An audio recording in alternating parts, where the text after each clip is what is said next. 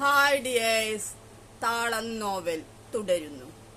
കുഞ്ഞി മുഹമ്മദ് കാറിൽ നിന്നിറങ്ങി വീട്ടിൽ ചെന്ന് ബെല്ലടിച്ചു. ഒരു സുന്ദരിയായ യുവതി വന്ന് വാതിൽ തുറന്നു. ഇക്ക, എന്താ ഇന്ന് രാവിലെ തന്നെ? എനിക്ക് നിന്നെ മക്കളെയും കാണണമെന്ന് തോന്നി.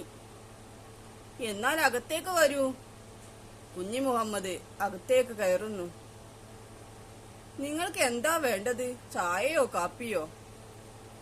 ആ സുന്ദരി ചോദിച്ചു. എനിക്കൊന്നും വേണ്ട മറിയ, നിന്നെ മാത്രം മതി, കുഞ്ഞി മുഹമ്മദ് പറഞ്ഞു.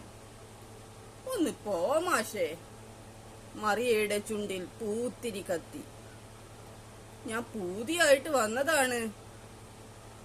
ഇത്താക്കറിയുമോ നിങ്ങൾ ഇങ്ങോട്ടാണ് പോന്നതെന്ന്?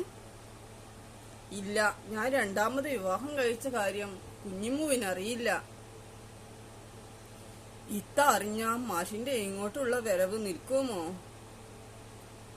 ഇല്ല. അവളെ നിക്കാഹ് കഴിച്ചപ്പോൾ തന്നെ മഹർ തന്ന് നിക്കാഹ് കഴിച്ചതാണ് ഞാൻ നിന്നെയും. എന്നാലും ഞാൻ രണ്ടാമത്തേതല്ലേ? മറിയ കുഞ്ഞി മുഹമ്മദിന്റെ നെഞ്ചിലേക്ക് തല ചായ്ച്ചു. കുഞ്ഞി മുഹമ്മദ് അവളെ ചേർത്ത് പിടിച്ചു. സന്ധ്യയായപ്പോൾ കുഞ്ഞി മുഹമ്മദ് മറിയയുടെ വീട്ടിൽ നിന്നിറങ്ങി. കാർ ഓടിച്ചു. വീട്ടിലെത്തിയപ്പോൾ കുഞ്ഞിമ്മു സിറ്റൗട്ടിലിരുന്ന് ഖുർആൻ ഓതുകയായിരുന്നു.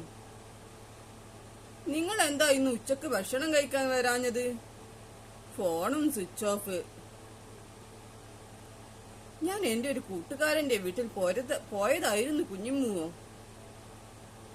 ഏത് കൂട്ടുകാരന്റെ? അതൊന്നും പറഞ്ഞാൽ നിനക്ക് മനസ്സിലാവില്ല എന്ന് പറഞ്ഞുകൊണ്ട് കുഞ്ഞി മുഹമ്മദ് അകത്തേക്ക് കയറി. സമയം രാത്രി 10 മണിയായപ്പോൾ കുഞ്ഞിമ്മുവും കുഞ്ഞു മുഹമ്മദും കിടന്നു.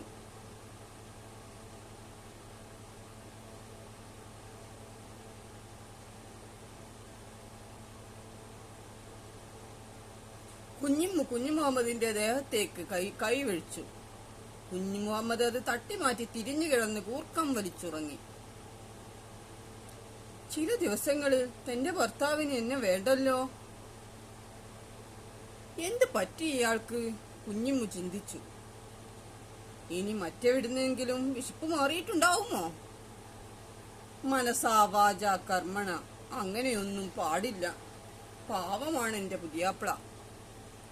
പെട്ടെന്ന് കുഞ്ഞി മുഹമ്മദിന്റെ ഫോൺ ശബ്ദിച്ചു. കുഞ്ഞിമ്മു ഫോൺ എടുത്തു. തുടരും.